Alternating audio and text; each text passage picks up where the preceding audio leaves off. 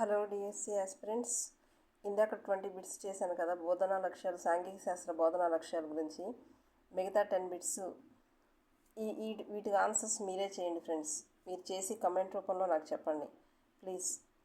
21st bit, విద్యార్థి తాను నేర్చుకుని అవగాహన చేసుకున్న జ్ఞానాన్ని అవసరమైన సందర్భంలో ఉపయోగించి సమస్యను పరిష్కారం చేయడం. వినియోగమా, జ్ఞానమా, నైపుణ్యమా, అవగాహన? ఇవి చాలా ఇంపార్టెంట్ ఫ్రెండ్స్. ఈ బోధనా లక్ష్యాల గురించి బిట్టు లేకుండా పేపర్ అయితే డిఎస్సి పేపర్ కానీ టెట్ పేపర్ కానీ సోషల్ మెథడాలజీలో లేకుండా ఉండదు, కంపల్సరీ వస్తుంది. కాబట్టి అర్థం చేసుకుని ఆన్సర్ చేసి నా కమెంట్ రూపంలో చెప్పండి. నెక్స్ట్ 22nd, వర్షపాతం, అడవులు. పాఠం విన్న విద్యార్థి వర్షపాతం పెరిగితే అడవులు కూడా పెరుగుతాయని గుర్తించడం. విశ్లేషణ, అవగాహన, వినియోగం, జ్ఞానం. నెక్స్ట్ 23వ బిట్టు, విద్యా విధానం లక్ష్యాల వైపు పయనిస్తున్నప్పుడు ఆ మార్గంలో ఆచరణ ద్వారా సాధించగలిగే స్థాయిని గుర్తించే బిందువుని ఏమంటారు? సూచించే బిందువుని ఏమంటారు? గమ్యం, ఆశయం, లక్ష్యం, స్పష్టీకరణ. ఫ్రెండ్స్, ఇక్కడ old book and new book రెండు ఉన్నాయి కదా, వీటిని చూసి నేను మీకు బిట్స్ ప్రిపేర్ చేస్తున్నాను. నెక్స్ట్, ఒక మనిషి ఎలా ఆలోచిస్తాడు, అర్థం చేసుకుంటాడు, నేర్చుకుంటాడు అనే విషయాలకు సంబంధించిన జ్ఞానం ఏమవుతుంది? భావనాత్మక జ్ఞానం, విధానాత్మక జ్ఞానం, మెటాకాగ్నిషన్, వాస్తవాల జ్ఞానం. ఆన్సర్ చేయండి ఫ్రెండ్స్.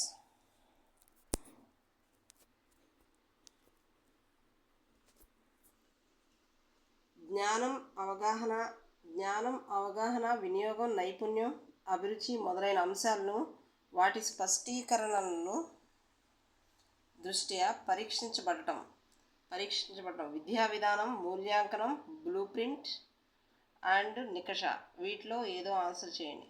నెక్స్ట్, మ్యాప్ను చదవటం. విద్యార్థి మ్యాప్ గీయటం కానీ మ్యాప్ను చదవటం కానీ ఇది దేనికి సంబంధించిన? అవగాహన, వినియోగం, పట నైపుణ్యం, పటాన్ని అర్థం చేసుకోవడం, గీయడం, చదవడం. ఆలోచించి ఆన్సర్ చేయండి ఫ్రెండ్స్. నెక్స్ట్ 22nd, మానవ వారసత్వానికి వివిధ సంస్కృతులు చేసిన కృషిని అభినందించే